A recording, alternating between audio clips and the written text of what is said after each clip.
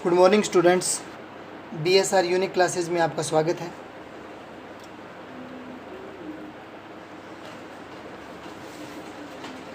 Interrogative sentences.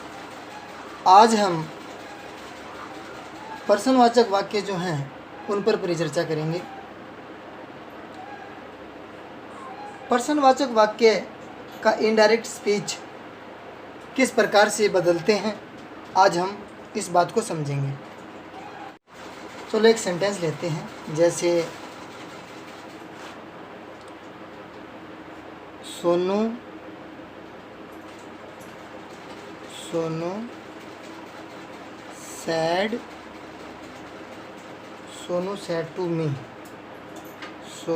said to me, comma, inverted comma start, where do you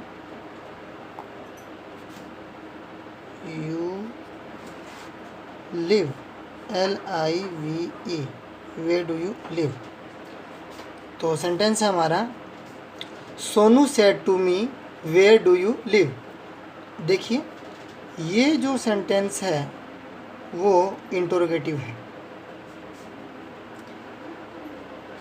अब इसे कैसे बनाएंगे?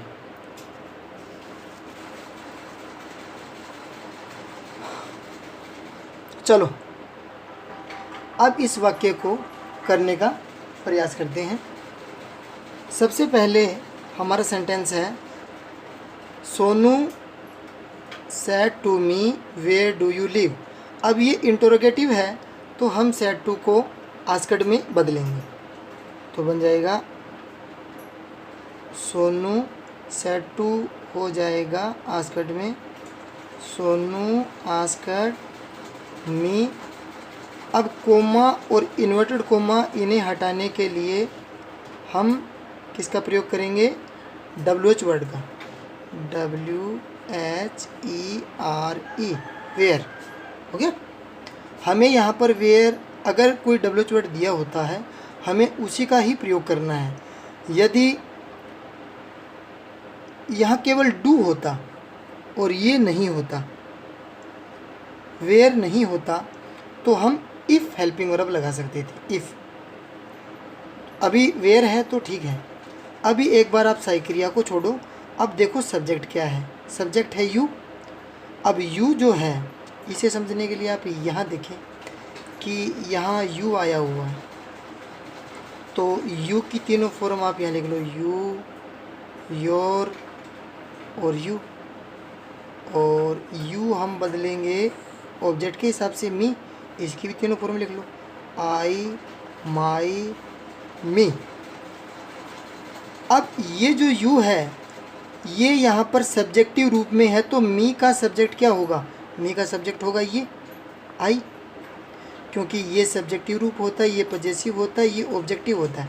तो हमें इस यू, ये पहला रूप हम हटा रहे हैं, इसका जो पहला रूप है वो आई होता है, तो हम यहाँ लगा देंगे आई। देखिए कैसे किया। सबसे पहले हमने सोनू को लगाया, फिर सेड टू इंटरोगेटिव होने के कारण हमने आस्क्ड लगाया, उसके बाद में ऑब्जेक्ट मी का मी। अब कोमा, इन्वर्टेड कोमा हटाकर हमने कंजक्शन लगाया वेयर, WHERE, वेयर। अब यू जो है वो सेकंड पर्सन है और उसका सब्जेक्टिव रूप है, ये बदलेगा ऑब्जेक्ट के हिसाब से, क्योंकि हमारा नियम है ये वाला, SON फर्स्ट पर्सन सब्जेक्ट के हिसाब से, सेकंड पर्सन ऑब्जेक्ट के हिसाब से, थर्ड पर्सन नो चेंज। तो अब हमारा सेकंड पर्सन आ रहा है तो ऑब्जेक्ट के हिसाब से, यानी रिपोर्टिंग वर्ब की जो ऑब्जेक्ट है उसके हिसाब से होगा चेंज। तो यहाँ पर हम यू का पहला रूप हटा रहे हैं, तो इसका ऑब्जेक्ट ये है मी, इसका पहला रूप होगा आई, तो आई हमने लगा दिया। अब हम टेंस चेंज करेंगे। अब यहाँ पर डू और डज से भी हम पहचान सकते हैं कि ये प्रेजेंट इंडेफिनेट है या सिंपल प्रेजेंट है, और यहाँ पर लाइव फर्स्ट फॉर्म भी आया हुआ है, तो ये सिंपल प्रेजेंट ही है।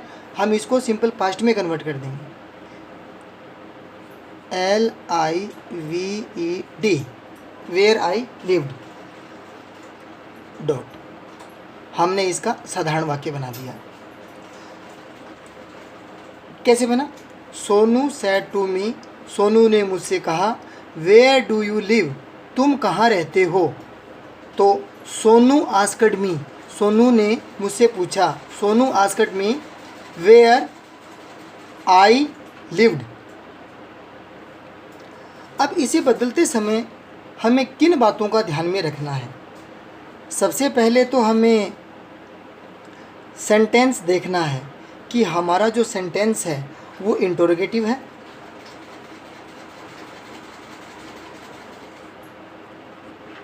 उसके पीछे ये निशान, अगर ये है तो जो भी सेड टू है के साथ में जो ऑब्जेक्ट आया हुआ है, सेड टू के बाद में यदि ऑब्जेक्ट भी आया हुआ है, ये वाला सेड टू के बाद में ऑब्जेक्ट, तो हम इसको कन्वर्ट कर देंगे आस्क्ड में। हो गया। अब फिर देखना है कि यदि सहायक क्रिया आई हुई है, यानी डू, डज या कोई भी हेल्पिंग वर्ब आई हुई है, तो हम कंजक्शन इफ़ लगाएंगे, या वेदर भी लगा सकते हैं कई कंडीशन में, परंतु ये सहायक क्रिया आई हो तो आप इफ़ यूज कीजिए। उसके बाद में हमें साधारण वाक्य बनाना है, साधारण वाक्य बनाना है। और साधारण वाक्य हम बनाते हैं सब्जेक्ट, उसके बाद में वर्ब और ऑब्जेक्ट, SVOC। तो पहले हमें चाहिए सब्जेक्ट, लेकिन यहाँ पे तो सहायक क्रिया है, तो सहायक क्रिया को एक बार छोड़ दो आप, और सब्जेक्ट देखो, सब्जेक्ट यू है, ये जाएगा ऑब्जेक्ट के पास। इसका सब्जेक्ट क्या होता है, आई। मी का सब्जेक्टिव रूप होता है आई, तो मी का पहला रूप हमने आई यहाँ यूज़ कर लिया। अब हम करते हैं टेंस में चेंज, टेंस में चेंज। अब हम टेंस में बदलाव करेंगे, तो हम वर्ब की फर्स्ट फॉर्म की बजाय अब हम सिंपल प्रेजेंट से सिंपल पास्ट में चले जाएंगे। That's all. इस प्रकार से हम ये सेंटेंस बनाते हैं। Okay, thank you.